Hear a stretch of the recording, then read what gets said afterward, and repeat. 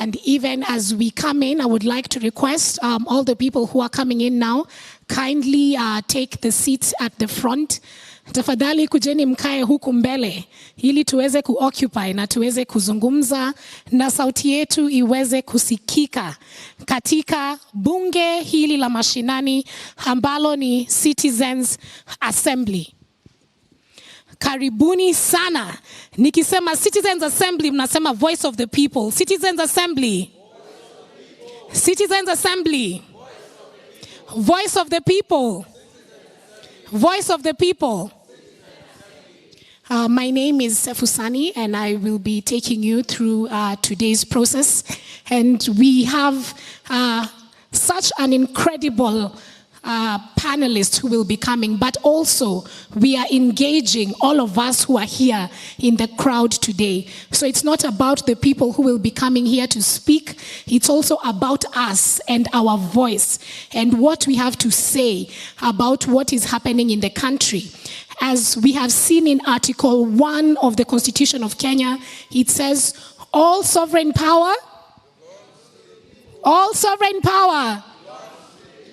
and the people shall be able to practice this sovereign power either directly or indirectly. And it's because of this that we are here today, to be able to speak out. We have seen from the 18th of June, young people in this country who are able to go out on the streets to be able to speak out about governance, to speak out about the ongoings of this country and where we should be going. And even us as young people, as we were out on the streets, we have seen some reforms, at least when it came to the repeal of the finance bill and other things that the young people asked for. But there were other things that we also did not ask for. We have seen abductions of a lot of young people who are on the streets. We have seen people who have died. Tumeona ama tujaona? Tumeona ama tujaona? Nao watu wako kati yetu ama hawako kati yetu? Ndio, tumeona watu ambao, people who have been sick in the hospitals, those who have died, those who have been and continue to be abducted, the laws that we were fighting for in this country. Did we get them or did we not get them? Did we get them? Tulipata? Tuko na sauti? Citizens Assembly? Citizens Assembly? Voice of the people. Voice of the people. So we are here today because what is it that took us out to the streets? Have we achieved it? And what is happening today? But more than that, where do we want to go?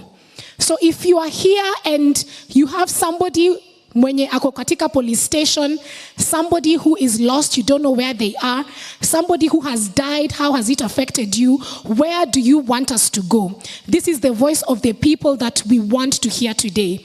And even as I finish my opening remark, I would like to say that there can be nothing about us without us. And that is why we are here today. Kwa sababu inatuhusu, si ndio? Hakuwezi kuwa na jambo ambalo linatuhusu bila sisi kuhusishwa. Na ndio maana tuko hapa kuhusishwa na kujihusisha katika mambo ambayo yanaendelea katika nchi hii. Tukiongea kuhusu mambo ya uchumi, tukiongea kuhusu mambo ya kisiasa, tuko hapa leo kuzungumza na kusema kwamba sisi kama Wakenya, kama vijana, kama wamama, tunataka kwenda wapi. Lakini pia tuko wapi sahi? Citizens Assembly. Voice of the people. Haya. Na pia tunataka kuulizwa maswali nyeti leo kuhusu usanii. Tumesikia kwamba sanaa ni kioo cha jamii. Watu wangapi walifanya anguka nayo challenge? Nani alifanya anguka nayo? One person. At least kuna mtu alianguka kidogo. Reverend Father, haukuanguka nayo? Kaskazini? Ulianguka au la? Madam President LSK, ulianguka nayo? Kabisa. Kwa hivyo tumeona what is the role of art. Art inatusaidia aje katika hii mapambano ambayo tuko nayo. Na swali tunataka kuuliza leo pia, is art neutral?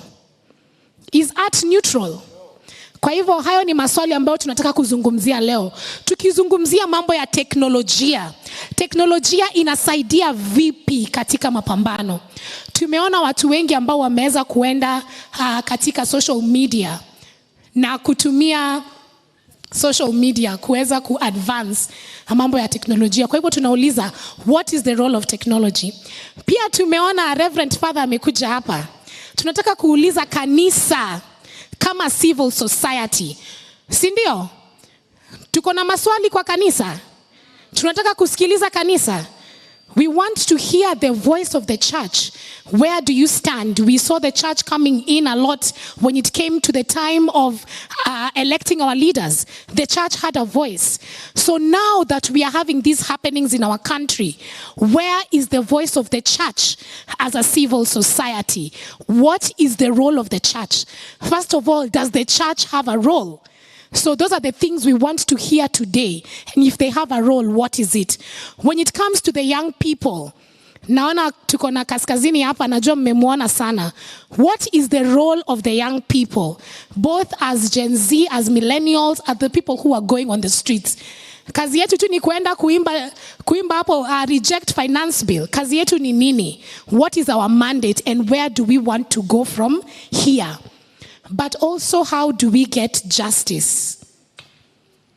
How do we get justice for what has happened? And how do we move on? I have seen that some people who are saying, we cannot look at our future if we have not looked at our now. Kweli si kweli? Kweli si kweli? Kwa hivyo, hayo ndo maswali ambayo tuko hapa kujibu leo. Na vile nilivyosema, it is not about us listening to people giving input. We listen, but it is also about us giving our voice. Citizens Assembly, voice of the people. My voice, voice of the people. My voice, voice of the people. Viva, comrades, viva. Viva, comrades, viva. Now I would like to invite the Vice Chancellor of the Catholic University to be able to welcome us and to say something. Karibu sana. Makofi as he comes.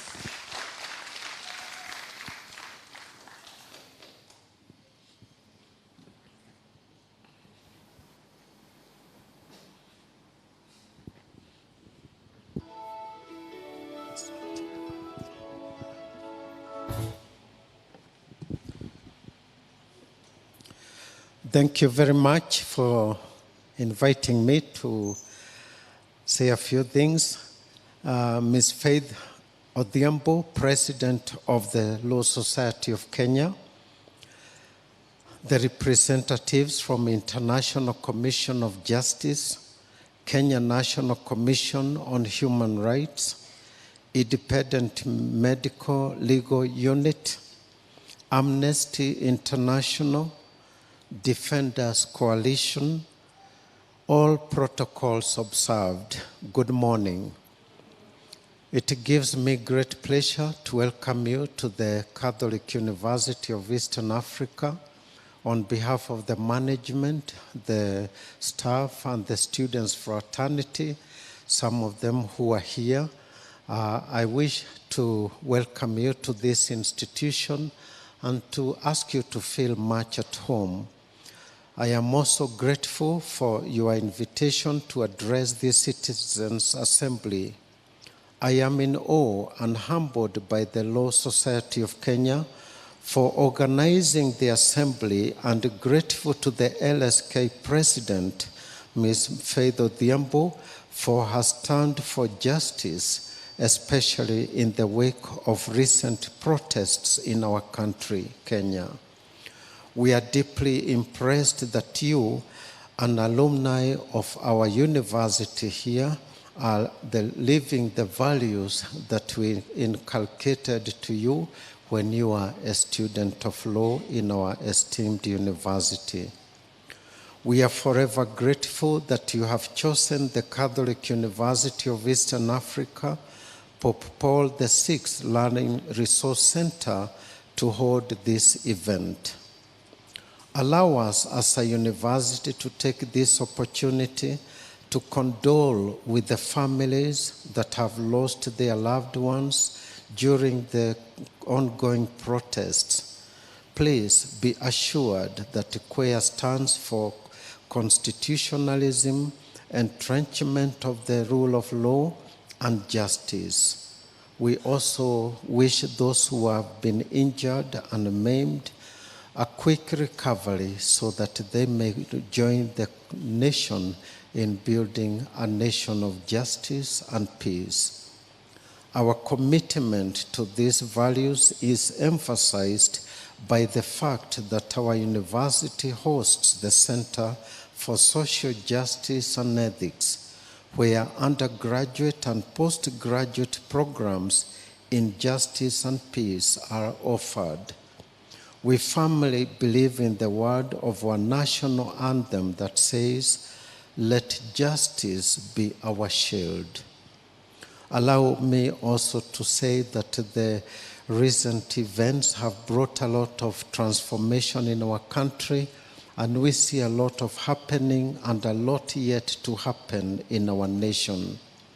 Let me say that the church has been very much voicing their concerns in these issues. You have seen the statements from various religious leaders, from the Kenya Conference of Catholic Bishops, condemning what is going on against the citizens, the killings, the abductions, and the lack of constitutionalism in what is happening today. Allow me also to condemn those who have been moving under the goons that have been trying to weaken the voice of our young people by doing what is not right. Last week, I was a victim of the goons. I was coming from Mombasa and reaching Motito-Andei. From Motito-Andei to Emali, I passed through 7 roadblocks of drunks who were literally smashing the windshields of vehicles. Maybe God protected me. You could not pass there without paying them some money. It was a very serious issue. So I am a first-hand victim of the unlawlessness that is being also funded by part of our citizens or leadership to ensure that the process is disrupted. I also wish to let you know that we pray for you as a church. We also discuss these events with our students. We teach them the values, the constitutionalism at the Catholic University of Eastern Africa, so that they may continue to champion what is good for us. Even our president of the Students' Union is here. He's seated someplace. He can wave at the family that is here this morning. So I wish you well, and may these discussions be candid. Let them articulate the things that the assembly would like to present, and I'm sure that the church is also going to listen and to take them up and to join in the hands to ensure that the right governance, the right practices, the death of corruption is experienced during this time. So again, I wish you a wonderful day. May God bless you. May God protect you. And may God give you the courage that it takes to express yourselves so that the LSK and the other bodies here present might have something that forms the agenda for the transformation of our nation. Again, thank you very much, Madam President and your team. We are very proud that you are our alumni, and thank you very much for championing this just cause. We stand with you as a university, and anytime you need our resources, we'll give them to you. Thank you. God bless you. Asante.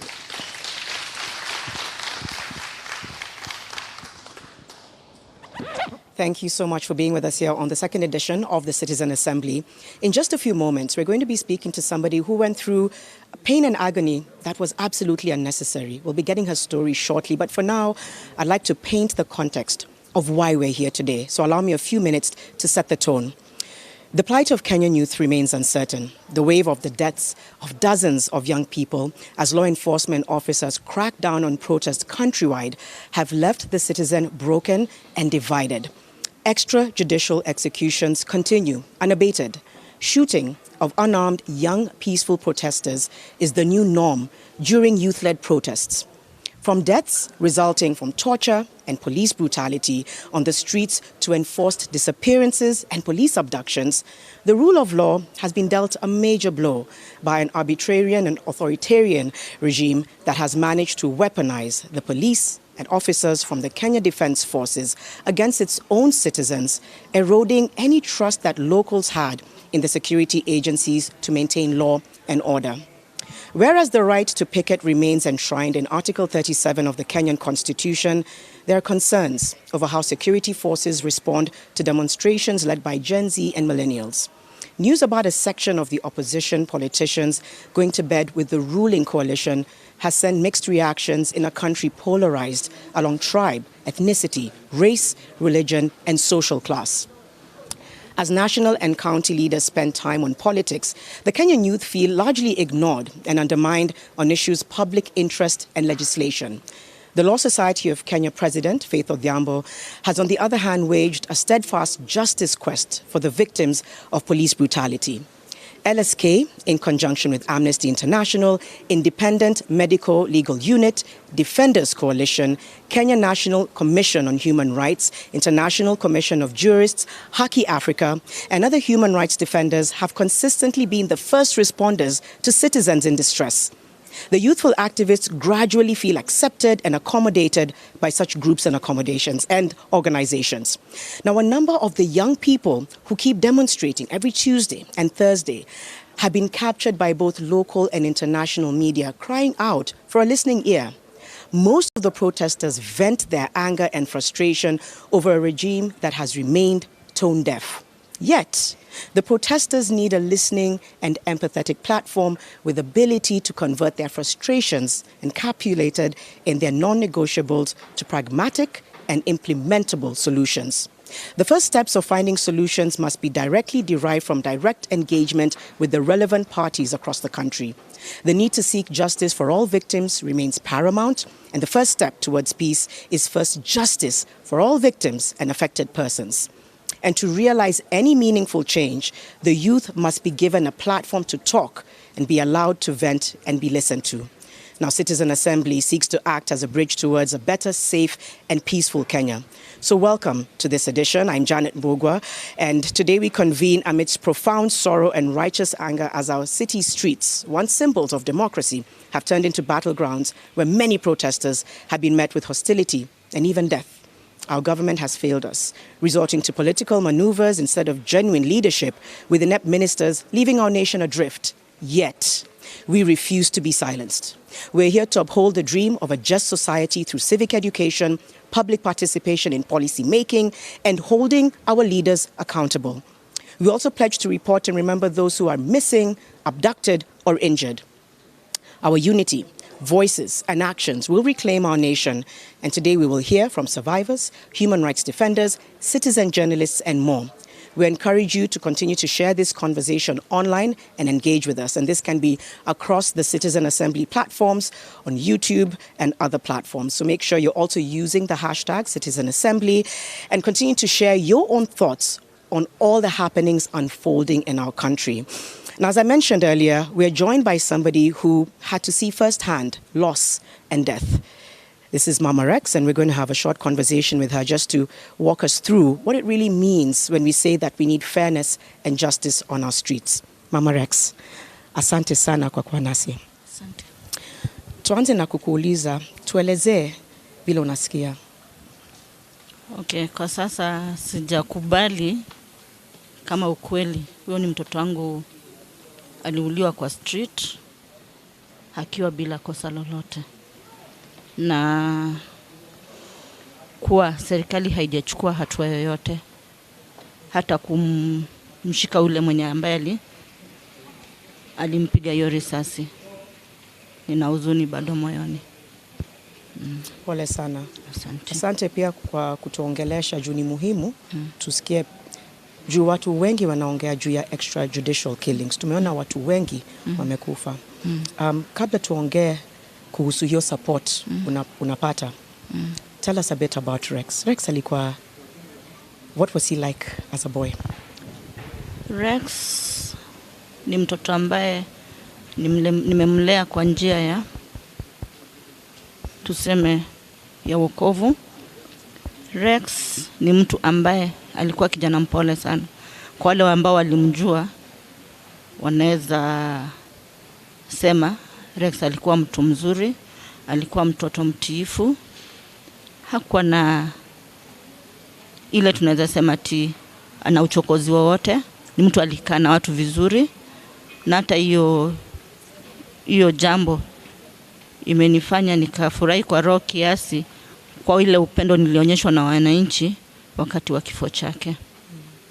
Hakuwahi gombana na mtu yoyote, na angekukosea angekuja straight akwambia, sitaki kukubeba rohoni, umenikosea hivi na hivi, akuombe msamaha kama ni amekukosea. Sijaisikia jambo mbaya na Rex, na hajai kuwa ati ameshikwa wakati wote na mkono wa serikali ati ana makosa yoyote. So hiyo ya risasi ilinishtua sana. Haku deserve, na hata wenye watu ambao wamekuwa affected ni kitu mbaya sana. Tunakuongelesha juu we ni mom, umekuwa part of this movement sana. Hiyo siku Rex alienda kwa maandamano. Tuelezee kama mlikuwa umeongea, na kama mlikuwa umeongea alikuwa amesemaje? Okay, Rex hatukuwa tumeongea juu kwa umri wake alikuwa ashatoka kwangu tayari. Ni mtu anajikalisha, ana kazi yake. So tulikuwa tumeongea like 3 days ago. Akatuambia, mam, kuna kitu napata, nataka nikubostie biashara yako, naona iko chini. So alikuwa na ile roho akikuja pale dukani kwangu, mami, hii duka ikai poa, nataka kufanyia kitu atakani kidogo. So hiyo Thursday rafiki yake nilipokea simu ile yake. So nilikuwa tu najua huyu ni mtoto wangu. Nikamwambia, sema Rex.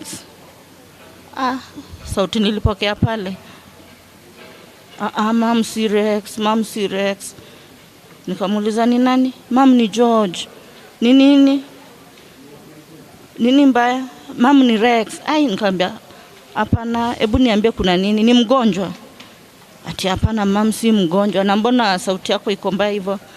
Mam, sijui venye nitaanza kuelezea, but mam, si kuzuri. Nikamuuliza kuna shida gani? Rex ameshutiwa town. Nikamuuliza mlikuwa mnafanya nini town? Ati mam, tulitoka kazini, tulikuwa tunaelekea afya center. So walishuka 680. Sasa ile wanakuja kwa mguu waende afya center. So wakapatana nayo maandamano. Ati tulikuwa tumeambiana in case kuwe kubaya tukutane wapi? Afya center. But wakati tukifika place tukaona watu wanakimbia. Kwanza wakapigwa tear gas. Sasa ile kukimbia wanateremka waende afya center. Wakaachania hapo. Samu zake kuangalia nyuma, naona Rex analimp. Sasa ile anataka kujaribu kurudi nyuma, wakapigwa tear gas nyingine. Yeye akakimbia. Obvious hata weka ni wewe haungerudi. So akakimbia akaenda mbele, but roho yake iko nyuma. Akaenda akajificha mahali. Akaona Rex amelimpa, amekaa wapi? Chini. Akajua maybe ameanguka akaumia, ile watu wanakimbia. Akatafuta njia kurudi nyuma. So akati akirudi nyuma akapata Rex amebleed kabisa. Akaambia watu walikuwa karibu, tusaidieni, huyu mwenzangu ameumia. Watu walikuwa wanapita tu. So polisi ndio walikuja, akaambia tusaidieni, huyu ameumia. Ile jibu walipokea, mwacha kufe huko. Wacha huyu akufe na tunataka wengine. So kuna wasamaria tu wale wema, vijana wetu roju wakaenda. Wakabeba Rex. Wakamfikisha barabara. Kuna hiyo hospitali inajiita Bliss, wakamuingiza hapo ndani. Wale askari wakamfuata hapo kwa mlango ya hospitali, tear gas tena ndani. Sasa madaktari wakafunga mlango, but mzuri already walikuwa ndani. So ile kwenda kumpe first aid, akamwambia huyu hayuko, huyu ashaenda. So I think hapo ndio kijana akachukua simu kunipigia. Akaniambia, "Mom, Rex amepigwa risasi na ametuacha." Nilikuwa na ule mdogo. Mimi huwa na pressure.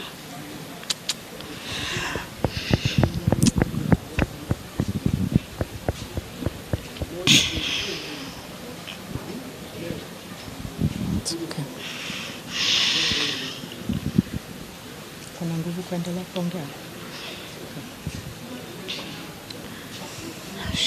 Nilichoka. Nikakaa chini.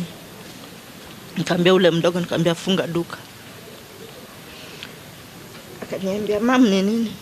Nikamwambia, "Mama, si umesikia? Rex ameshutiwa." Akaniambia, "Amekufa?" Nikamwambia, mtoto akafunga duka. Nikapigia babake.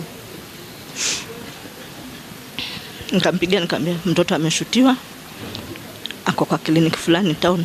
Tukimbie, maybe hajakufa." Unajua ile mzazi, maybe ako unconscious, maybe hajakufa. Akaniambia, "Basi harakisha twende."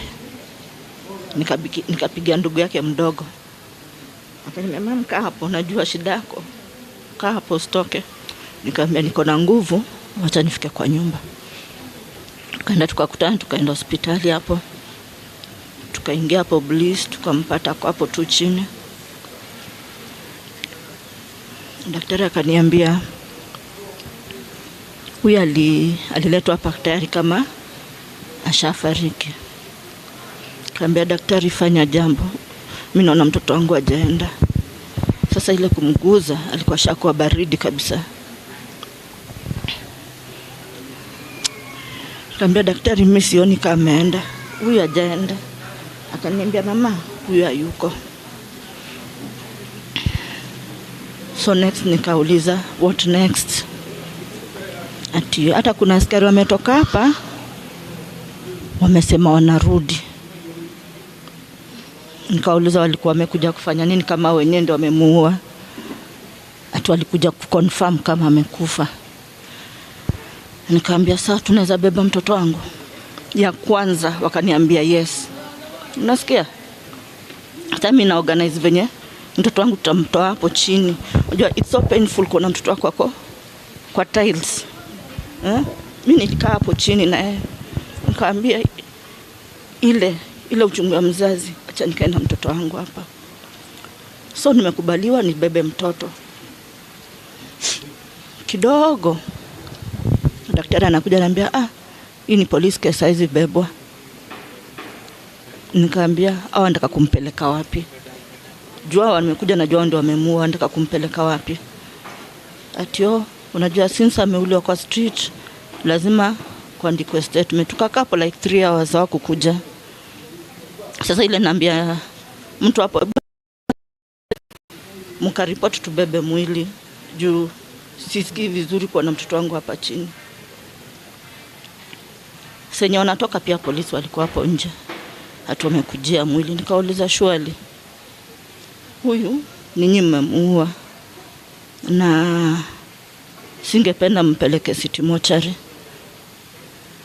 Mnaweza kubali ni mbebe?" Hata haiwezekani.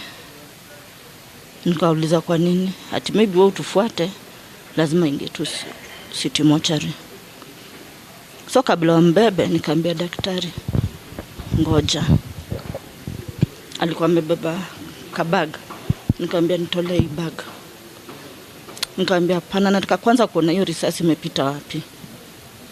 Wakamvua trouser, wakanyonyesha pali risasi yuko.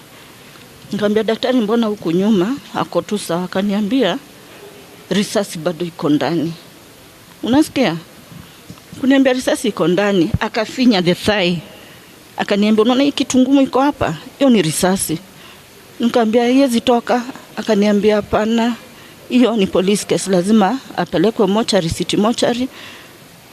Asubuhi mrauke by 8 mko hapo, afanywe postmortem ndio mtoe mpeleke kwenye mnataka.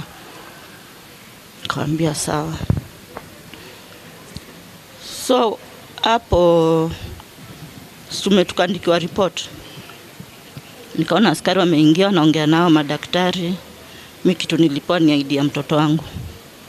Nikamwambia daktari, kwani hakuna barua? Akaniambia wacha nikuandikie. Janet, nilipewa barua ati alikuwa na deep wound. Sio gunshot.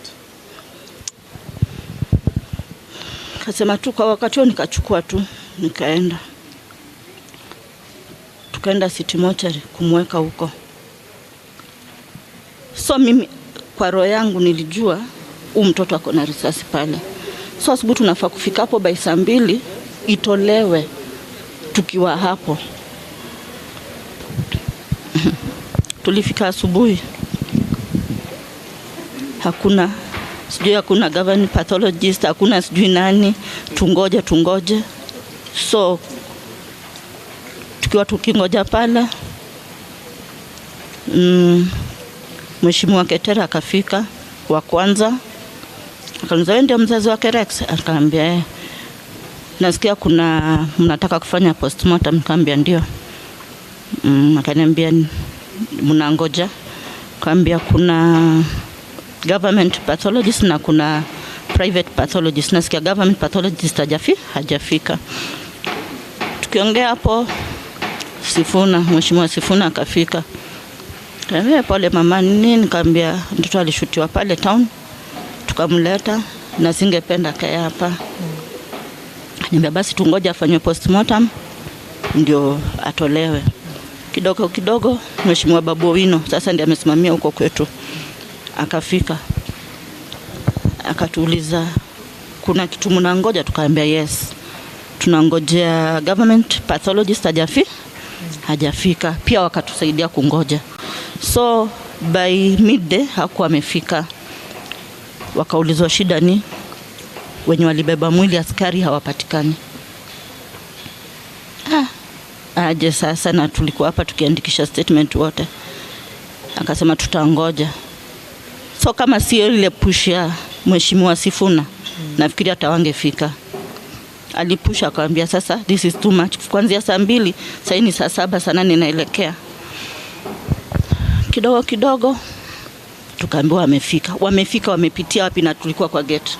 Kumaanisha walikuwa ndani. Tukasema sawa, tukaitwa aende afanywe hiyo postmortem. All along mtoto alikuwa tu hapo kwa hiyo bed yao. Kufika ndani Janet hakuna risasi.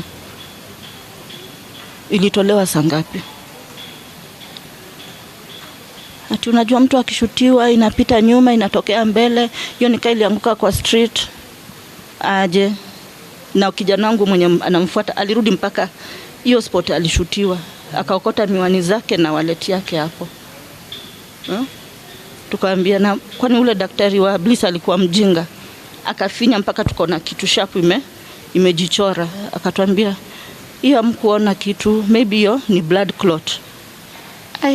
Nikaambia Mungu ashaenda. Wakafanya hizo mashughuli zao. Tukatoa mtoto. Tukisaidia na usaidizi wa Mr. Sifuna. Tukampeleka Lee funeral. Before tufike Lee funeral, Mheshimiwa Wavinya Ndeti akasema yeye ndiye atasimamia hiyo bili ya Lee funeral. Nikaambia asante mama, tunashukuru. Yeye pia walianza kusupport. Walianza kusupport hapo. Tukifika Lee funeral ukweli tulimpata. Tukaongea 2-3 From there akatuambia anything inatakikana hapa msikuwe na shida, ni mimi. Bill zote za hapa ni mimi. Kupeleka mwili nyumbani ni mimi, kila kitu nitawasimamia. Na ilikuwa hivyo mpaka hakuna mtu wa kucomply.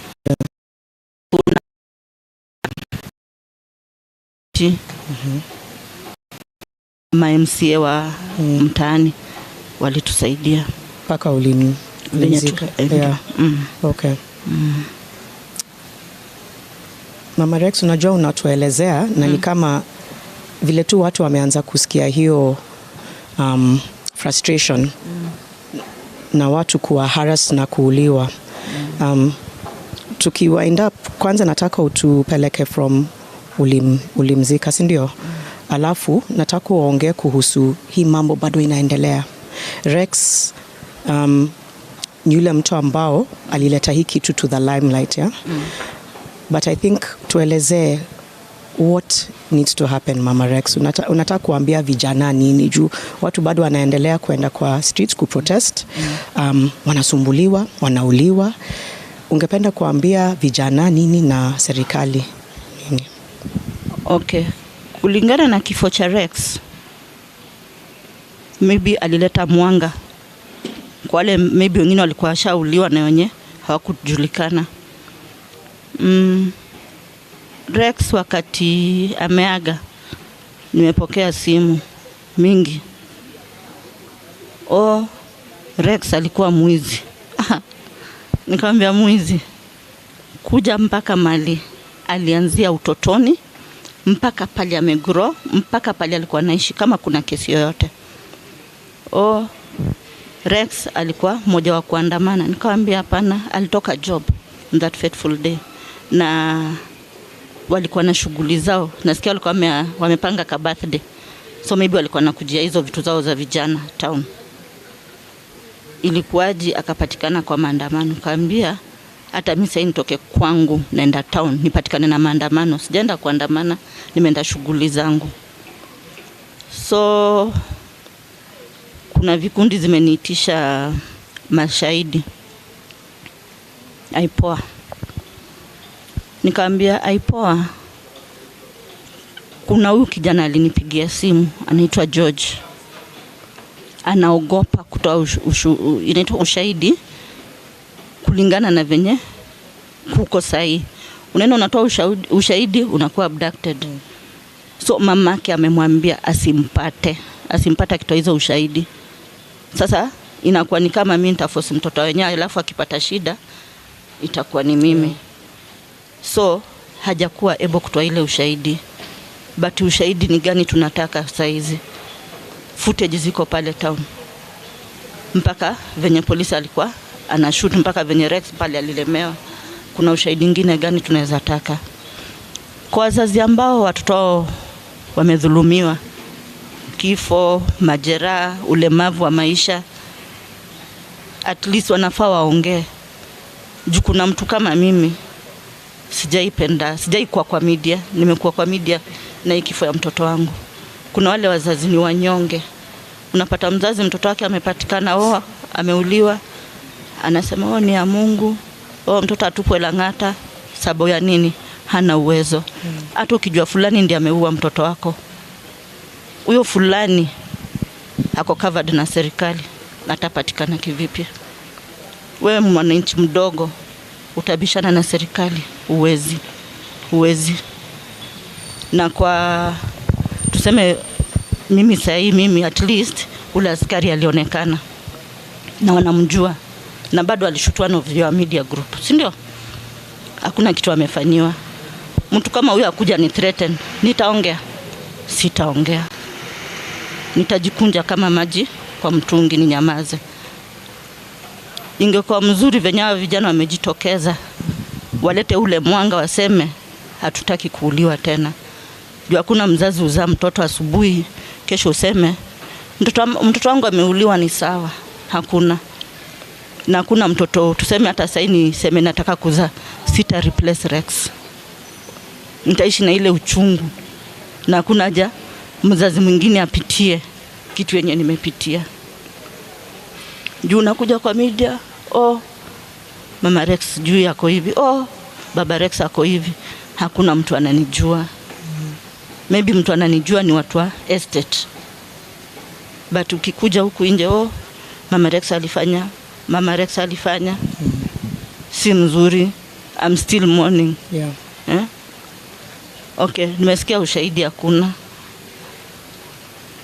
But bado najua mtoto wangu atapata justice. Ule Mungu naomba, nijua nitapata justice.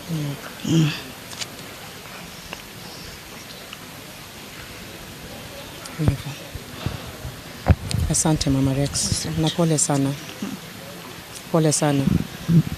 Asante kwa kutuelezea. Tutaendelea tu kucarry hiyo legacy ya Rex. Asante. And just like you said, we need justice for Rex and for so many others. Na wengine wote. Yeah. Jua kuna Rex sio special na wengine. Wote ni watoto wa watu. But for now we honor your son. Asante. Asante sana kwa kutuongelesha. Tunaomba utapata consolation, uendelee kuheal. Asante sana Mama Rex. Nashukuru. Tunashukuru sana. Nashukuru pia. I think it's hard to process this lived reality that so many people are going through. Mama Rex has been brave enough to share her her lived reality, her lived truth. And when we talk about the extrajudicial killings, when we talk about abductions and harassment, it's not just data. There are people behind these issues, and there's still a huge list of injustices that continue to happen. And so we are going to focus on that a little bit today, and perhaps continuing to do that throughout the remainder of these conversations that we'll continue to have. Where is the justice, and where does the push for justice begin? We're continuing here at Citizen Assembly. We now cross over for spoken word, perhaps to take us through the storytelling of the day. Yajeni wase, ninge request kidogo tusimame tu dakika moja kwa victims wote.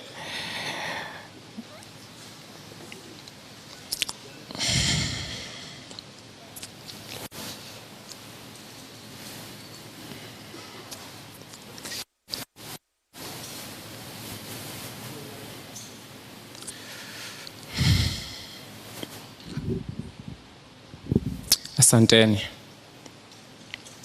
So mimi naitwa Cricket Rights ni poet. So leo hata kichain my body lazima nita free my mind kama misere. Sita betray hii motherland kwa kusubmit cooperation. Kwa hii country imejaa patriots kwa jails na prisons. Economy ni colonialist na hii regime na create poverty na kufanya ama youths wanakuwa criminals. Nimekataa kunyamaza kuona tunaoga mikono kuserve bullets. Leo hata kama history haitaandikwa na pen, waambieni basi waiandike na rifle.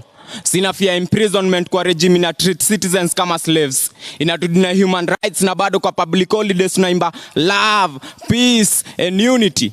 So niaje hii country ni most democratic time others wanakufa kwa detention cells na torture chambers. Niaje hii country ni most democratic time others wanakufa na njaa. So country ni prison, home ya oppressed, alafu a small minority ina enjoy privileges. Exam papers zimechelewa kufika Turkana, ati transport ni ya udu, na ballot papers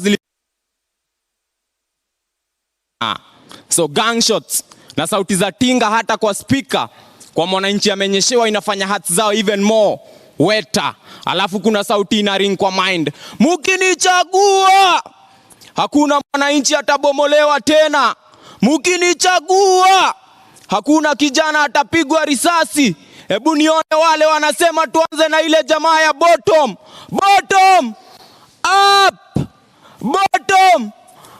up. Lakini Mkenya, soma story ya Jaramogi, utagundua Kenya bado hakuna wrong history kwa classes. Ndio maana youths legacy ya mseka Steve wajui. Kazi tu ni biko. December 12 tuna celebrate Jamhuri debate story ya December 12 movement. Nani anainarrate? Mkenya, pambana. time ina fly na daily. Nation ni propaganda za orezo kwa flights kujaribu kuland jobs kwa youths. Nation is sick, hata doctors wako mgomo. Hakuna budget ya kufeed citizens but kuna budget ya unconstitutional CASs at a cost. The Star News Bulletin, Mwakenya ririkeji kina Karemi wanatumia kupass exams za history yenye stories za kina Karari. Ndudhu zimepigwa njama na kuerest kama role ya women kwa Maumau. Guy, Mwadhani wa Igoro, hata wale walikuwa kwa scandal ya NYS bado wako kwa government offices wana earn. Meru alichagua governor wakidhani atapiga Kawera, lakini saa hii bado hakuna mwangaza. Nairobi Johnson bado anasaka ja kwa government inanua curtains za 10 million. Niambieni akina nani wanabebwa mapasia Zakayo shuka. So ni kanisa ilitumika kuomba kura, wakaswea na Biblia, but saa hii wanatumia kifua kuongoza. Time constitution ilifaa kukaa tiba. Zakayo shuka. So tutaunganisha stima, tutaunda barabara, tutajenga serikali na vijana ya bodaboda na mama mboga. So waka slogan ikagasha goa goa. Mr. President, ni route O gani unatupeleka? Kusema education ni free na vile books ni expensive ni ku-exercise our minds. Kusema education ni free na jana kuna mtu yalisare shule juu alikosa uniform ni ku-exercise our minds. So wewe unafilaje? Unafilaje sasa zenye urezo wako wanakuongoza national anthem na tujenge taifa, alafu Korogosho kwa jenga Mathare wanabomolewa? So wewe unafilaje sasa zenye urezo wako wanakuongoza national anthem na tujenge taifa, alafu Korogosho Mukuru kwa jenga wanabomolewa? So policies walitaipa alafu zikasainiwa na ball pen, na hapo ndio tulichezwa. Koti wakapiga perfume na expectaji wataheshimu court order. 21st century bado gava inatumia unga kubribe nation kuvote. Mkulima wa kahawa ana go loss after sales juu wa kutoa chai. So nani haoni Kenya taa? Bado hakuna. Nani atatikile article constitution vifiti? All sovereign power, all sovereign power, all sovereign power. The people ni set flani ya rulers of protect wealth kwao. Sunday wamekrama apostles creed, alafu Monday greed inawa drive na testimonies za vile 7 days without prayer inawafanya weak. Wao hujasikia kiongozi wa Wanga alikuwa na bongo na bado alikuwa deceived na sweets. Mambo leo still new colony. Believe me, hata Mugabe angekuwa Kenyan hangetaka anyone amuite roba ama ni roba. So tunaishi na country where the president anapenda the youth but most strategic jobs anapea the old, na kwa hiyo mood still awari country yenye ina constitution. Kama ni leadership nachagua humanity kwa leader wangu, juu kama leadership ni school degrees na certificates, basi hadi zile karatasi za Waititu zilikuwa true. Ni Ferdinand alizimisinta Pret. So pieces mob za peace wasanii wanaandika lakini bado hana amani. Kiongozi mwananchi alichagua already anamfichia white, already ana stock ya ngano ya kubandika posters time ya campaign na Turkana tunakufanja. Wanjiku haezi afford kawairimo mkulima wa roskoko na majani chai, analia njaa toka time ya Nyayo. Afya center ni kama base flani ya viongozi waendea snacks. Docs ni less, hospitals ni less, na zenye ziko hazina madawa. Doka na complain of protective gears ndio ana texture ya 4M na last time nurses wali strikes ni jana. Si wages zinafanya mwalimu kuata kidato, si wages zina donatives kwa evicted Kariobangi, Mukuru na Ruai. Unanyomokerua Ruai ginya hakiri. So equality iko wapi time kuna mwenye nchikare na kona aneka ya parking na aneka smoking zone na parking large kuliko cho fulani iko Dandora, Korogosho na Mathare? Equality iko wapi time kuna mwenye nchikare na kona aneka ya parking na aneka smoking zone na parking large kuliko cho fulani iko Korogosho, Mathare na Dandora? So tunataka police service ya police force. Utumishi kwa wote, si utumisi kwa kara wengine. Juu kara wengine ni same na photographers kila time they've got a clear shot. Makara wengine ni kama kwa class waliitwa sura viatu vile wamekuwa sharp shooters. Tulienda recruitment za makarao alafu tukaambiwa tuko na shida ya macho. Alafu after kutembea station tukapata afande amevaa miwani. So niambieni nani alifunga mwingine macho ama tulifungwa macho juu tulikosa za macho? So niambieni nani alifunga mwingine macho ama tulifungwa macho juu tulikosa za macho?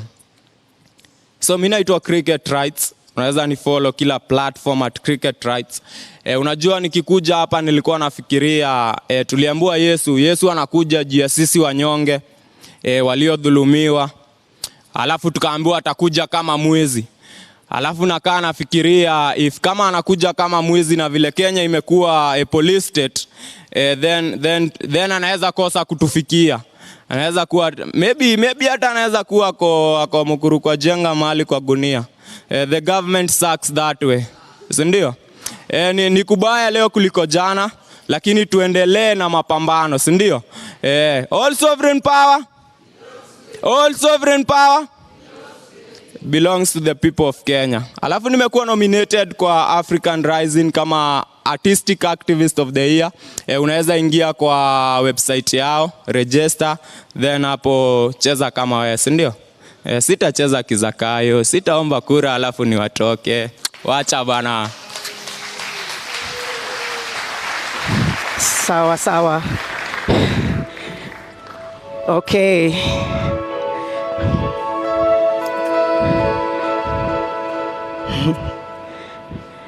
Thank you. Sawa. Cricket.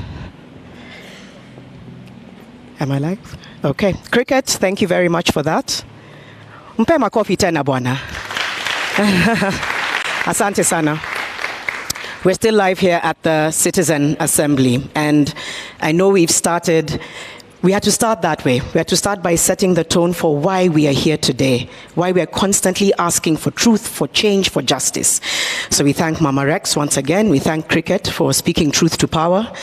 And we're going to continue the conversation shortly. For now, though, we're going to cross over to Xspace, where Manoa Hosea is going to be on standby to host the conversation online before we come back here and have a panel discussion again on the truth and justice that we seek. So for now, we're heading over to the Xspace, and then I'm going to take a seat and be joined by my panelists shortly. So over to the Xspace.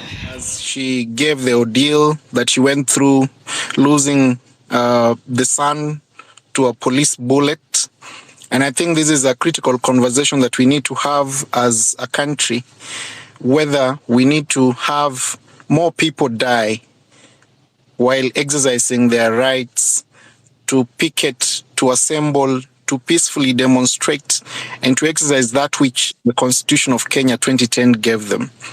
We are continuing the conversation. I think we have so many speakers who want to put in their contribution to this Citizen Assembly, both those at Catholic University physically and those of you who have joined on this space. Let's continue the conversation. I will invite a few interventions even as we continue the conversation. Tracy Owiti, can you hear me? You have the microphone? Yeah, I can hear you. Kindly proceed. Oh, thank you so much. It's quite unfortunate to hear Mama Rex's mother go through that. It's painful. This is coming from a mother's point of view. It's painful to lose your son in such a manner. And the fact that the police are not even confident enough to leave the bullet in Rex, they have to steal it in a bid to seal the evidence. It's such a shame to the police officers who did that.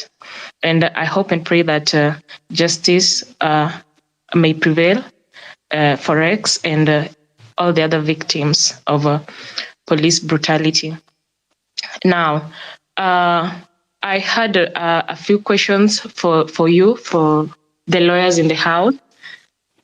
Earlier on, you said that you guys are only going to represent people who have been charged with picketing. But then I think the police sort of realized that, and then now they're charging people with robbery, and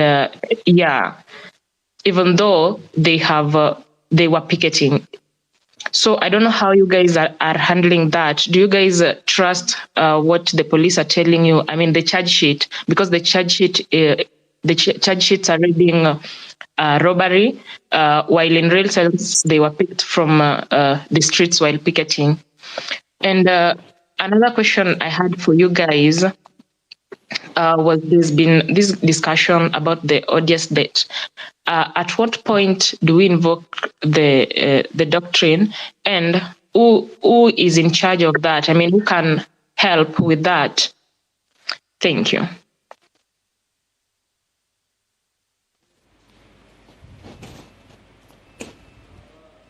Thank you, Tracy, for those questions and interventions. We'll pick more questions and interventions. Anonymous, kindly, you have the microphone.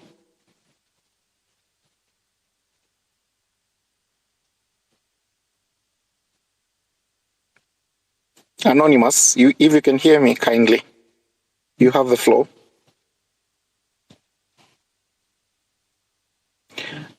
Adrenaline. Yes, good morning, Kenya. And first of all, I want to render my condolences to Mama Rex and everyone who has lost their loved ones during this period. It is absolutely heartbreaking to hear the account of what Mama Rex has gone through. And I just hope that we are going to come up with something that will help us to end this brutality.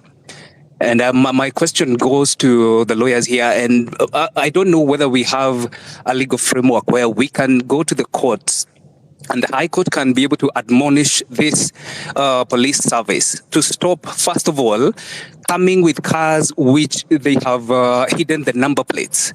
Number two, can the court be able to pronounce themselves and admonish the police service from sending people who are covered in their faces? Yesterday when they were picking Shad, who even right now no one knows where he is, these guys, they don't even have badges to identify themselves. So you don't even know whether it's the police, the police who are arresting you, or it's goons who are going to go and kill you. And in Pipeline the other day, we saw clearly a white person holding an assault rifle, shooting at people, covering his face. And this is someone who is not even a Kenyan, because you can see this is not a Kenyan. And I'm just asking the lawyers here, is it possible that we go to the High Court or the Supreme Court or wherever, where we need the courts, the judicial system to come out very strongly and condemn this act and put a stop to the police from doing these things? Because right now we are mourning 60 people that we know, but we know very well that the police have killed more people in this country. And if we do not stop this right now, from what is happening, from them picking people one by one, this is going to continue happening, and we don't even know where this ends. The other day when Paul Okimani was arrested, I was there, and being someone who has a very small following, we were huddling behind him like he's Achilles, because we knew if something happens, he's going to make noise. And you saw when he was arrested what happened. Everyone was up in arms. But we have so many people who have been arrested, but because they don't have a name and a big name here, no one knows where they are. So I'm just asking you guys, the lawyers here, what can we do? And personally, if we saw what happened with Hanifa, we were able to contribute. We can come together and contribute money so that this can be done to stop the police from harming any more people. Thank you. Thank you, Adrenaline. I want to take you back to the Citizen Assembly at Catholic University shortly. We'll be able to respond to some of the questions that have been raised after the next panel discussion. Perhaps if you can hold on to those legal questions, I hand over the microphone to Faith Odhiambo, Madam President, if you can proceed. Thank you very much for that, Manoa. We will be crossing over back to the Xspace intermittently, as we are also hosting here at Catholic University. And in just a few moments, the panelists are ready to give us their accounts, their perspective. Before that, though, I'd like to invite to the stage Stephen Bogwa, LSK Council member, who needs to give some remarks because he has to dash to the courtroom. So let's allow him that. And let's welcome him to the stage as he comes on to share some remarks with us in the room.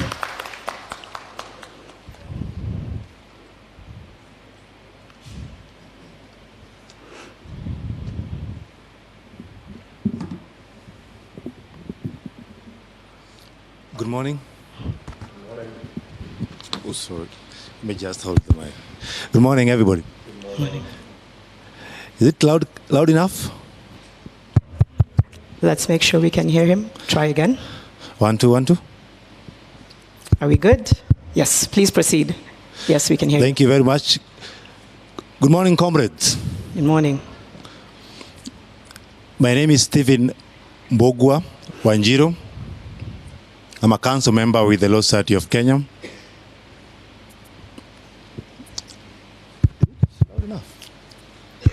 Yes, we can hear you. You can go ahead.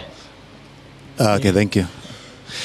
And one thing I can say today, I was listening to Mama Rex's story, and I've had the pleasure of having met her at her place, and many other victims who have underwent this police brutality. It's very sad for a country when we watch this kind of atrocities taking place under the government's sponsorship and orchestration by the government to ensure that they oppress the common mwananchi for only doing one so-called mistake, to protest and demand for the respect of the rule of law and to demand for good governance and accountable governance.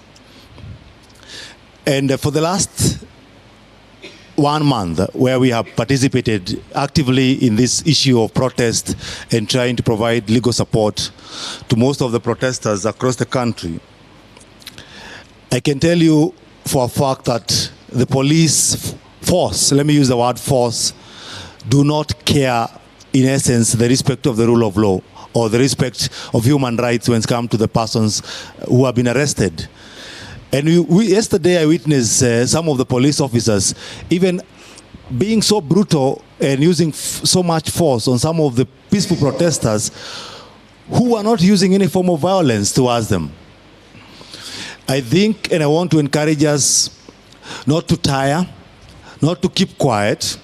I know they may try to gag some of us, they may try to gag some of our members, or use force to intimidate them to stop advocating for good governance and rule of law.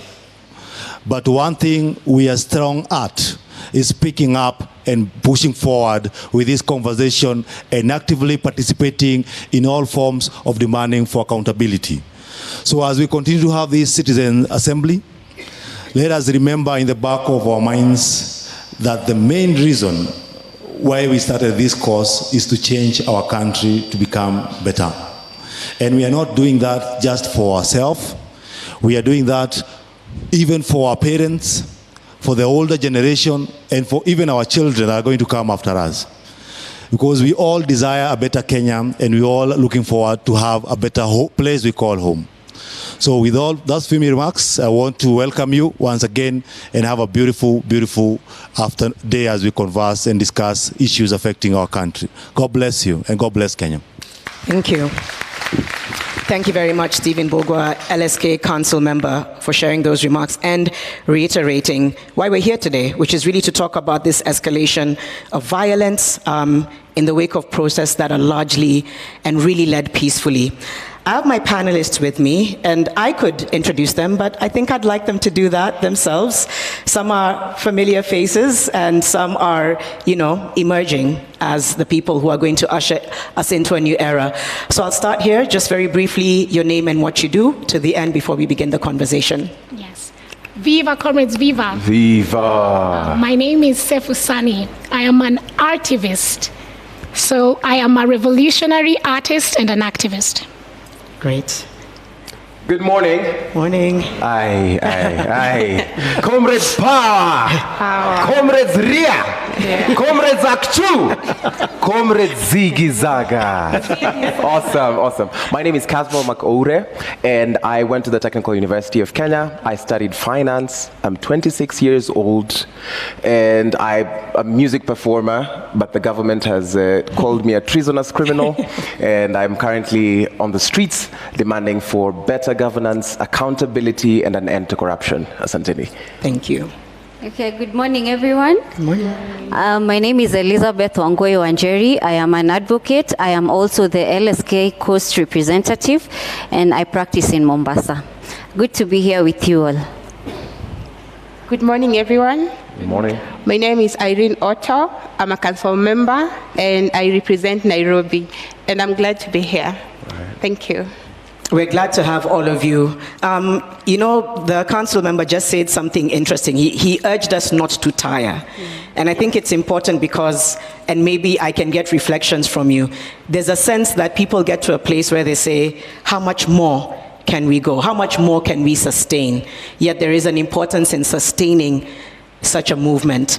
So very quickly getting your reactions, because we are also going to talk about this escalation of police brutality. But starting with you, why can we not afford to tire? We cannot afford to tire because we have come out to fight for our rights. When the young people on 18th of June went to the streets of Nairobi, they were going out to not only fight about the finance bill, but there were deeper issues that were addressed, that were being addressed. Issues of socio-economic rights of the people. If we look at our Article 45 of the Constitution, socio-economic rights such as the right to health care, the right to good education, the right to a good livelihood, to be able to access education, employment, all these issues that are supposed to be addressed by our government, by our leaders, whom we are the people who we give mandate to these people. We exercise our rights as citizens, either directly or indirectly. So when the people took to the streets, they were exercising their rights directly because the people whom they gave the mandate to do that indirectly have not done that. So we cannot afford to tire because we have not yet reached where we need to go. The Mau Mau fought for our country. They came out to fight against colonial injustices. And this is the reason why we were able to get our independence as Kenya. If the Mau Mau would have tired and said, oh no, it is too bad, we have so many people who have died, we have so many people who have been maimed, today we would not have the country of Kenya that we have. And so we have seen the Mau Mau in different places. We have seen Frelimo in Mozambique. We have seen the ANC in South Africa at that time, who came out to fight for their country.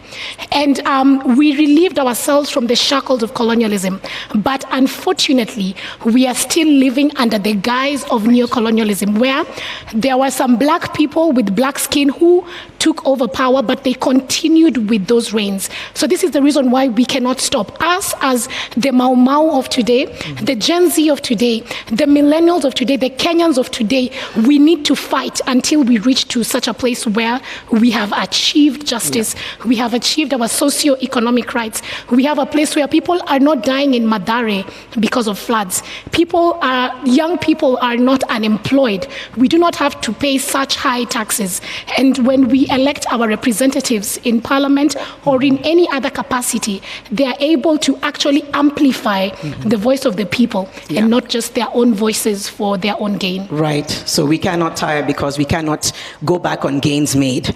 Kazmal, you've been, consistently at the forefront of really amplifying this unanimous voice around saying we need change. And like I said, there's this interesting point we find ourselves where people are starting to almost say, well, there's certain things that have been done. Perhaps we should now move to understanding that this is the best that can be done, or this is, this is a solution. Whereas I think a lot of us know it's not. It's in the guise of, but really, it's a massive tone-deaf approach to what people were asking. How can we sustain momentum? How can we sustain the activism to ensure that at the end of the day, the voices are heard, the people are heard? How can we continue to sustain it? Thank you, Janet. One of the ways I see we can sustain the oomph and the zeal of this movement is in remembering how far we've come. And I say this because, just to bounce off what my sister, Comrade Sefu, has said, if we tire, we despise the blood of Rex. If we tire, we despise the blood of Shujaa Kennedy, a 12-year-old boy who was shot. If we tire, we are sanctioning that children should be tear-gassed in schools. If we tire and if we lose our momentum, we are enabling a corrupt regime. It is ensuring that all of you who are in queer in pursuit of a better future will never get into a workforce. And if you do, you need to have the surname of a person currently sitting in government. I think the way we can sustain, and personally what drives me to be part of this movement, is the fact that there are people who once left home and will never go back. There are people who left home on the 25th and on the day we occupied Parliament, who are going to exercise their democratic right to assembly and will never walk again. I think about these people and ask myself, what is so special about me that I should be tired? What makes me so special that I get the right to be tired? Does the mother of Rex, who has shared one of the most heartbreaking stories I've had, does she get the luxury of being tired? Her son was out to ask for better governance, to ask for a better future. For me, he lay his life down so that I might be able to make it for the Citizens' Assembly. I think it is only wise that I contribute that way. If I get tired, Evans Kiraito, who was shot by the police, because these are not victims of accidental happenings. They were not struck by acts of God. These are victims of police excesses and police brutality. We are living in a country that has a police force that is living in the guise of a police service. If I get tired, does the couple that raised Evans, that is now being detained at Central Police Station, have the luxury to be tired?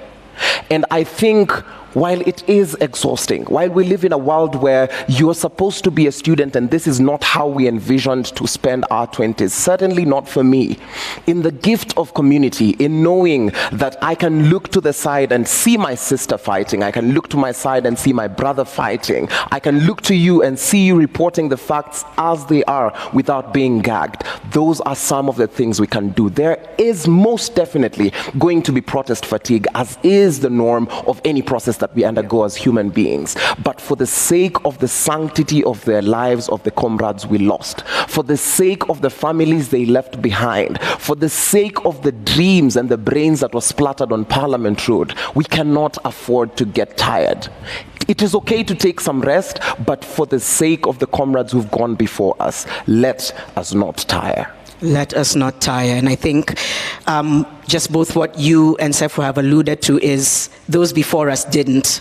So why should we? You have, though, very accurately talked about protest fatigue. And I think there's going to need to be conversations that reinvigorate people so that they don't feel like, oh, it's done. Right. Or maybe this is the change we need. Yeah. Because we're starting to see that. And unfortunately, it gets us back to why we started in the first place. Right.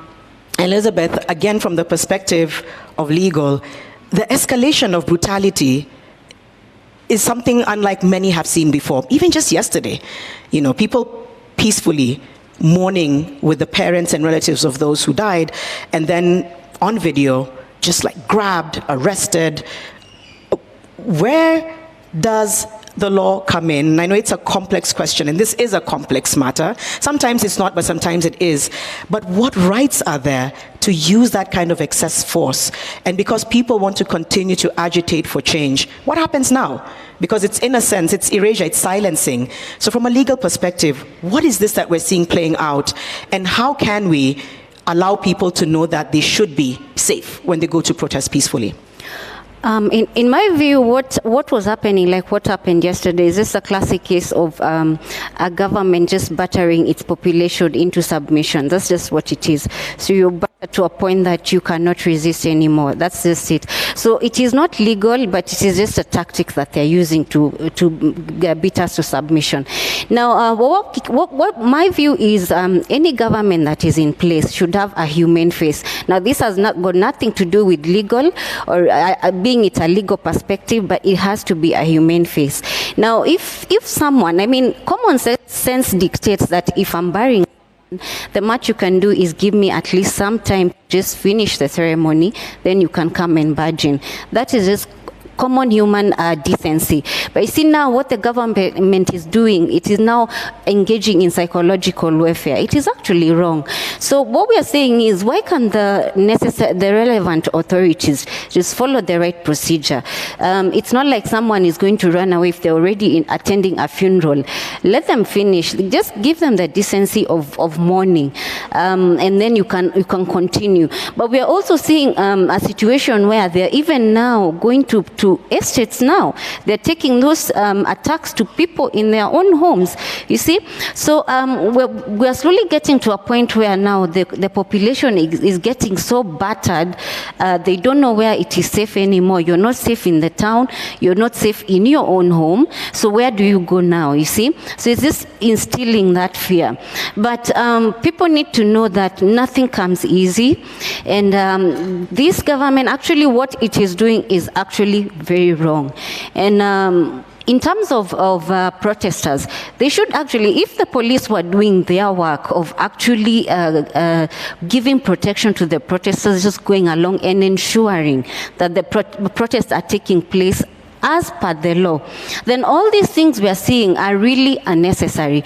I don't see why the government has to go into estates. If people are running away, why would they be running away if the proper procedure of a protest is actually being followed? So I think we need a humane face to the engagement that is there between the police, the relevant government authorities, and its own population. That's what I think. Yeah, thank you for setting that tone and saying it's clearly, completely, it's unlawful, because it's important that that's highlighted. Irene, what happens now? Because the public trust is lost. It's broken. People are now looking at so many enemies arising, right? You know, you had first those who in the beginning forced people to go on the streets, and then those who are taking lives by force. How can you speak to people being able to, I don't know, I know trust again is a strange question to ask, but where can people take that trust that was broken? What can they do to motivate themselves to keep going out there to push for the change that they want?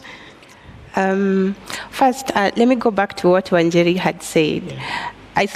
Personally, I think the Utu in Utumishi, kwa wote, is no longer there.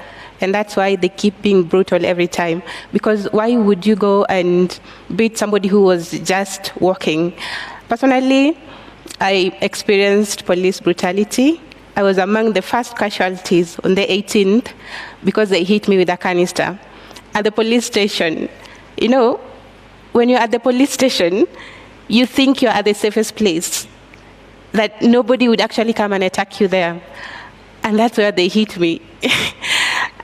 And for a moment, I couldn't walk. Like, it was so painful. And I was wondering, now, what am I supposed to do? And they keep throwing their tear gas to people. Imagine we are at the station, and we are advocates. So I thought to myself, if this is something they can do to lawyers, how about other people, the common wananchi, who doesn't even know, has not even read about their rights? Because we're advocates, we know our rights, we can sing them to you, but they act this way with us. So how about other people? That's what I thought about every time I was there, until I was taken to the hospital for treatment.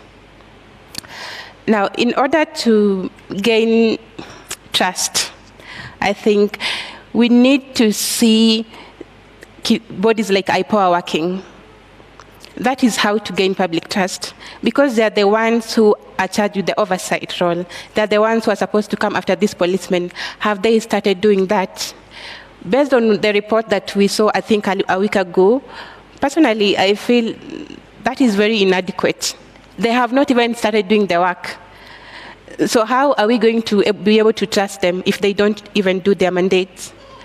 And not to water down the sentiments of the IPOA lady who was here last time. I must have forgotten her name, I'm sorry. But people were not impressed with the kind of answers she was giving that day. It looked as though she was being evasive. She was not answering the questions. We want to know, what are you doing about it? What steps have you started taking about on these matters that are being reported? You cannot tell me that you cannot find the bullet that shot Rex, and that's why you can't do anything. Who's supposed to find the bullets? Who's supposed to do the what is it called when the examination? Is it us? Are we the ones supposed to bring the evidence? That's their job. So once they start doing their job, then the public will automatically give them the trust, yes. Once they start doing their job. Yes. I'll come around for a second and final round of questions. And you know, you've all spoken from your perspective. You're also in different fields, but it's a very shared narrative. And the thing that I've also been trying to ask myself is, what happens next? Where do we go from here? Because I feel like it's just one of those moments in history when you wake up and you don't really know what's going to come tomorrow. But we have a chance here to rewrite history. And I often feel like sometimes Kenyans have been, somebody once said, Kenya is like Africa for beginners. Yeah. And the way they described it is that perhaps there's been so many difficult moments, and it's not devaluing what we've gone through. We have been on the brink of many unfortunate moments, you know, whether it was 2007, whether it was going all the way back to Mau Mau, whether it was COVID, whether it was the floods. There's been so many moments, and yet it's a month in, and people feel like, oh, maybe there's a solution on the periphery. Personally, I find that worrying, but I also get that maybe we've internalized that normalcy of where somebody says you're used to the crumbs you get, right? So we do need to continue the conversation, but how do we move this forward? You can answer from a personal perspective, from your space and your industry. How do you think we move forward today? Yesterday, there was really violent arrests. The intimidation, as Elizabeth has said, it's escalating in a really dangerous way. It's silencing, and there's a submission that's been enforced. So what happens next? I want to just give an analogy for those of us who went to school and preschool or lived in any of the neighborhoods. There are some people, whenever we are growing up, that are always bullies. So when you find the narrative of a bully, it is always someone who they will come and look down on you. Maybe they think that they're the prettiest group of people in school, or they're the richest people in school, or they're the brightest people in school. So they always come, and there's this child who is always being bullied. And until that time that this child or this person stands up to any of these people, it never changes. So maybe people go through that cycle of bullying, and those people, it's either you're part of them or you keep avoiding them. And I'm sure for most of us, we've gone through such a situation. So it only takes one person who you're so backed at a corner. At some point when someone backs you at a corner, the only thing you can do is push out. When you reach rock bottom, there is nowhere else to go. So you can go down and go down and go down, but the moment you reach rock bottom, Janet, there is nowhere else to go but up. And I think this is where we are at as Kenyans at the moment. We are at a point where we are so pressed at a wall, so we are fighting back with all that we have. And the only thing we need to do is look at this monster that is harming us. We need to look at it and to address it and to confront it. This is the only way that we are going to win. So I don't think that people really are fatigued. It is just that people are being threatened. People are being someone is submitting you into silence. So, and we are being pushed to a wall, to such a place that now we are going to get to push back.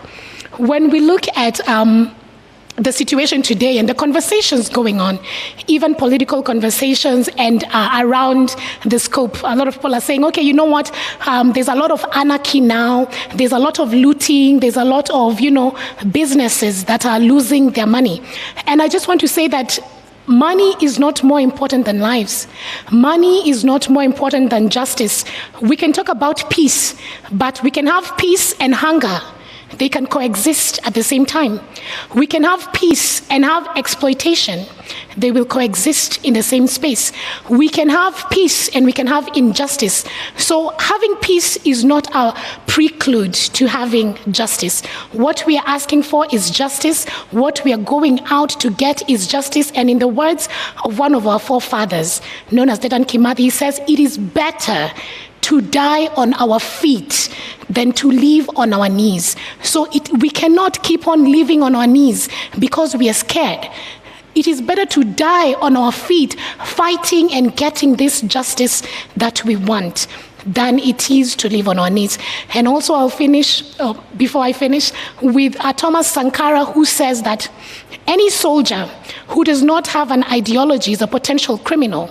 So a soldier in this case does not just mean the military people or the police, people who are fighting for their rights and their justice. And all of us who are going out there are soldiers. So we need to have an ideology and see what is this that we really want to change.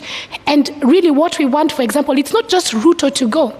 We want Ruto and Rutoism, whereby you're picking people because they're your friends, where we have people who are in cabinet and they are not really qualified, where we have the police using excessive force, which they should not be doing. So we want an overhaul of the system. And when we have this in our mind, then we should be able to get to where we're going. I want to finish with a song, because I said I was an artist, and this song speaks truth to power, and it goes out to all of us, for us to be able to be enhanced, to have power, to go out for... Can you save your song for... I would love, because I want to give you the moment to... So once we finish, before we allow you to leave, just so that we can kind of end with that. Is that okay? Right. Yeah, because I'm looking forward to that, and I think it's... Kazmal, she said something interesting. Sometimes you're back to a corner, and you have two options. You fall down or you push back. Where can people find the courage, the conviction to push back, yet they feel they're faced with anarchy, with death, with threats, with intimidation? How can we collectively push back, and what happens next? I'll start with a rather radical statement. There's this word that everybody is afraid of, the word anarchy. I don't know why you're playing safe around that word. Anarchy is a political ideology. And it is the political ideology that the government wants to push us to. And I say this because if you analyze what the word anarchy is, it's just basically anti-Rutoism. Because what the outgoing President Ruto is running is akin to what could be described as, and pardon my largesse, a kakistocratic tumbocracy. In the sense that the only way you can qualify for this government is if you're utterly corrupt, if you're utterly inept and uneducated, and if you have a name that has bedeviled this country for long. So sorry to break it to you, fellow comrades in the Catholic University of East Africa and all other school-going children, that you will never be in government because you're educated and you stand for something. Dimwits, all of you. That is what we are fighting. I need us to be alive to this reality, because that informs our now, and that will inform our what next. I used to be shy of this question, but Kenya is akin to, I would liken our beloved country to a beautiful woman in a narcissistic and abusive relationship. And asking that woman what next is after she bears her heart out to you and you tell her, wa, sauta do. It is imperative, it is incumbent upon us to, one, figure out how do we take our friend from this situation, because otherwise we run the risk of victim blaming. And a lot of the times, the people who are asked what next are the victims. It has never been to the powerful people, because they know exactly what is now, and they know that up to 100 generations, they will be sorted off the blood of your backs. And they use your blood to sign political deals. That's all that's needed. Kitambo, it used to be signatures. Nowadays, the more lucrative thing in my analysis is the blood of young men. Not even for rituals or anything, because you guys are not that important. I need to remind you, when you're walking around, don't you dare think that you're a human being. You're nothing in this country as a young person. We despise you and we hate you. And that is why when there are police excesses and we go on the streets, we are told, tone down. Between you and a headless chicken, I see no difference. This is how we push back. It is in the remembrance of the cruelty that this regime has meted upon us. When you remember that corruption is akin to genocide, when someone steals money that was meant for vaccines, when someone steals money that's meant for higher education, when someone steals money that's meant for food, it should anger you because there are millions who will never get to see the light of day. We push back because of the resolve we have while saying, Daima sisi wa Kenya. We will push back because what next looks like this. We will deal circumfoniously with this government. We will root it out. We will ensure that all these corrupt officials face the law. We will ensure that rogue policemen, and it has gotten to a point where we have to be very radical in our communication, in the sense that abnormal behavior during abnormal times is normal behavior.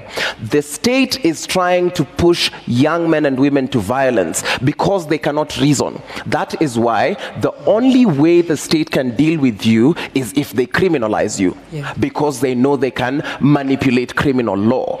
We push back by remembering the comrades that we have lost. We will push back because we are Kenyans, and as my sister and comrade Masita Rus would say, Kenya ni home. Thank you for that. Powerful statements there. I know we're really short of time and there's still a song to be sang before we go, but I mean, such amazing sentiments from you both. Maybe as you wind up, Elizabeth, and I'll probably come to you as well, Irene, there is this sense of we need that conviction and resolve. How do we also move forward with heavy education? I think it was Irene who said, we know, like you know your rights, you know the law. So how do we then now move forward by emphasizing a lot on people being equipped with the knowledge on their rights? Because that's always been taken advantage of. That is the one thing that has been a constant.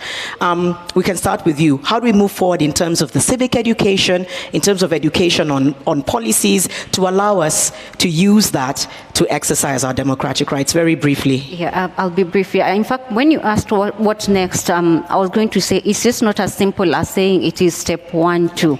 Now, I'll give a simple analogy. When you give birth to a baby, do you sit there and say, what next? No, this is a process. Now, you start a process of nurturing the life. And nurturing life has a process. You start when the baby can do nothing. They talk, they walk, they go to school, and finally, they're independent.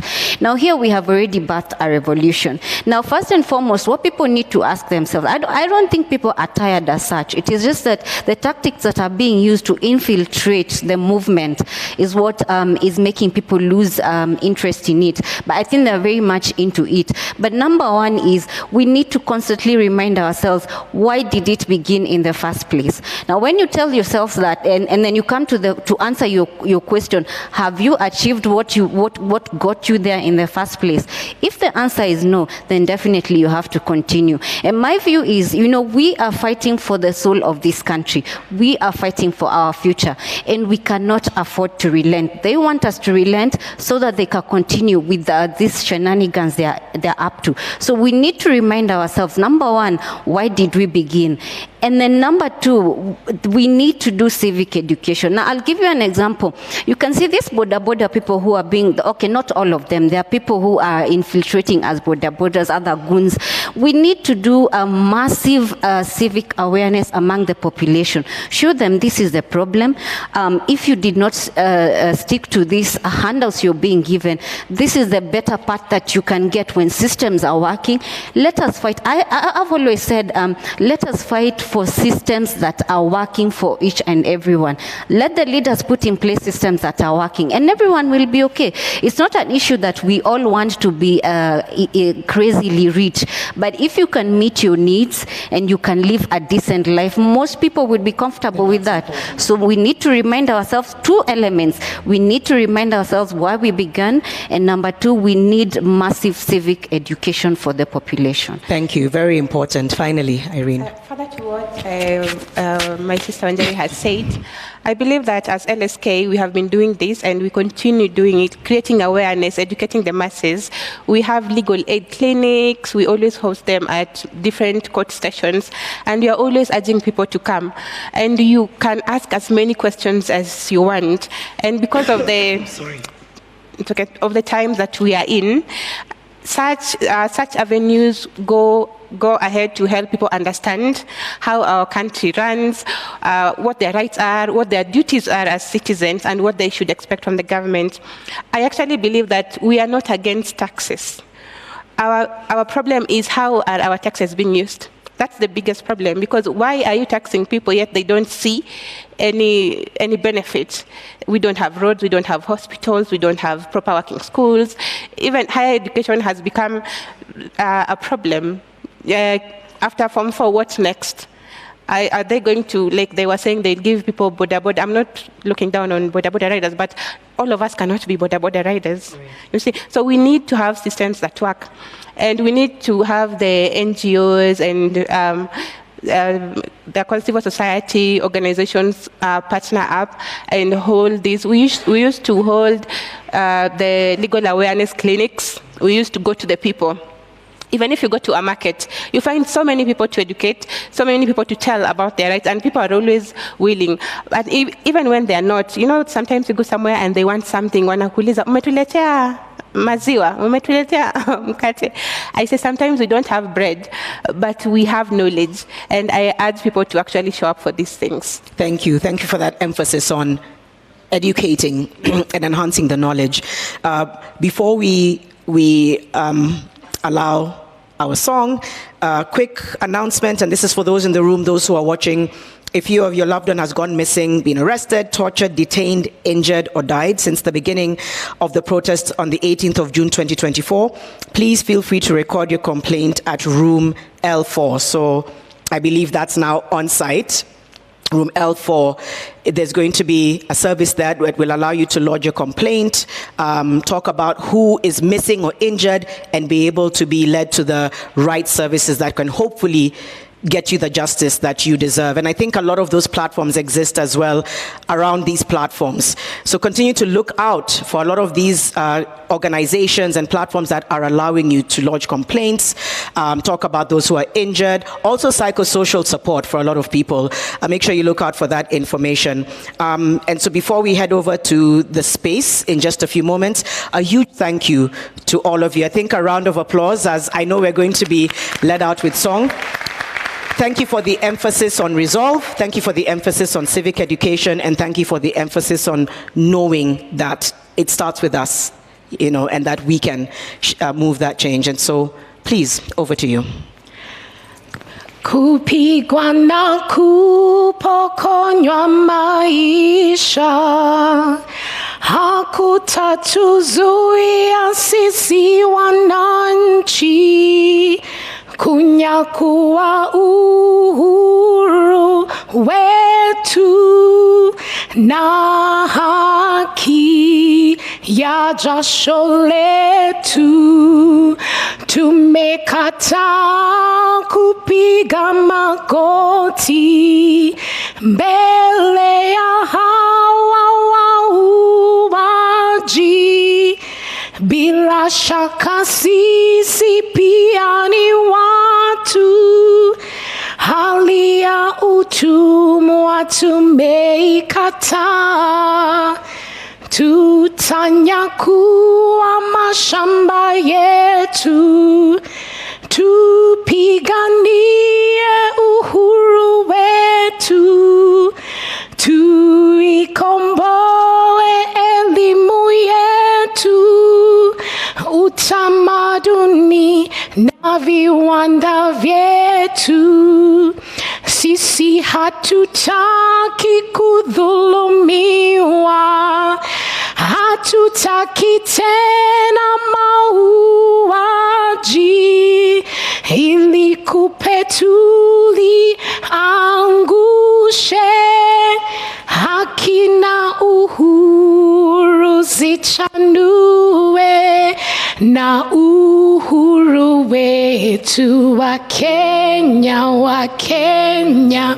uhuru wetu wa Kenya, tupigani. Let me see your face. Na katiba yetu, Kenya wa Kenya, katiba yetu wa Kenya, tutekeleze. Asante sana. Asante sana. We cross over now to the Xspace.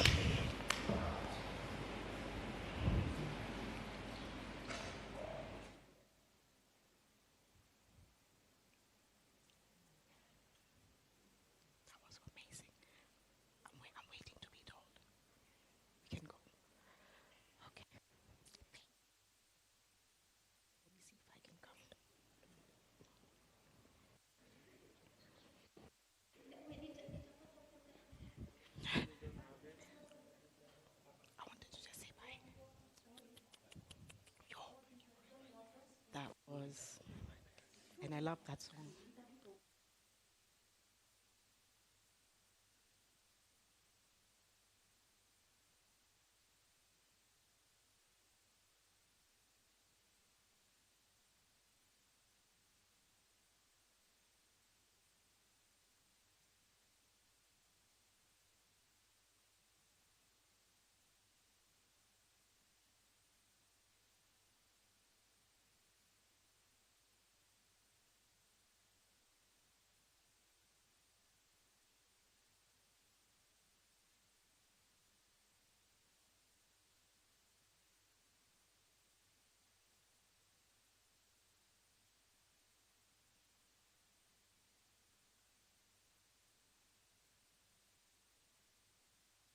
Nchi mzalendo,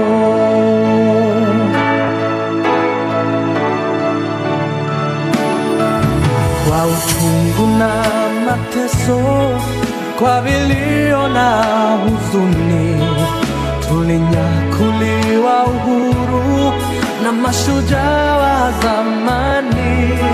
Hawakushtushwa na risasi au kufungwa gerezani. Nia yao ukombozi, kuvunja pingu za ukoloni. Naishi na tumaini, najitolea daima Kenya. Hakika ya bendera ni uthabiti wangu. Nyeusi ya wananchi na nyekundu ni ya damu. Kijani ni ya ardhi, nyeupe ya amani. Daima mimi Mkenya, mwananchi mzalendo. Niko njaa hata siwezi karanga, uwe hai shagala bagala. Niko tayari kulipa gharama, sitasimama maovu ya kitawala, sitasimama maovu ya kitawala. Ufisadi, ubinafsi, ukabila, kuuza sura, wataki kuuza sera.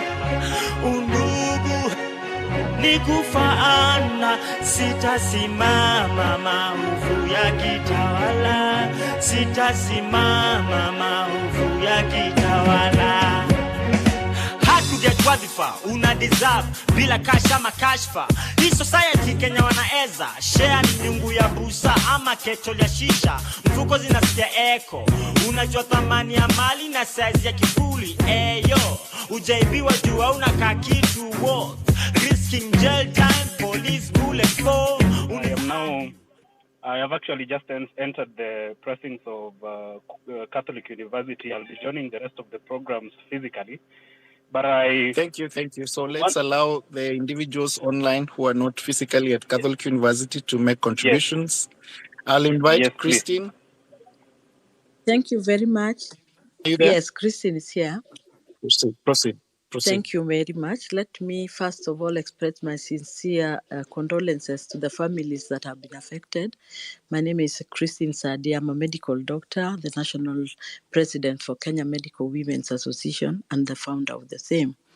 When Mama Rex was talking, I was very moved by the trauma that she's going through. And I wanted perhaps just to mention that we may be able to provide some kind of counseling support if that is required for those who are going through very tremendous stress, if that has not yet been provided.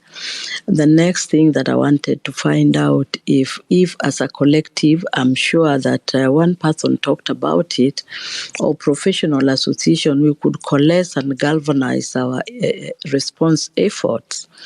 But more so, for me, this was a critical moment in our history in Kenya, and the momentum should not be lost. I know people have been dented, people are fatigued, but that was expected because of the mental rigors that people have gone through, even as a nation. So I think we need healing for this nation, but more so, Kenya Medical Women is trying to organize some candidates so that we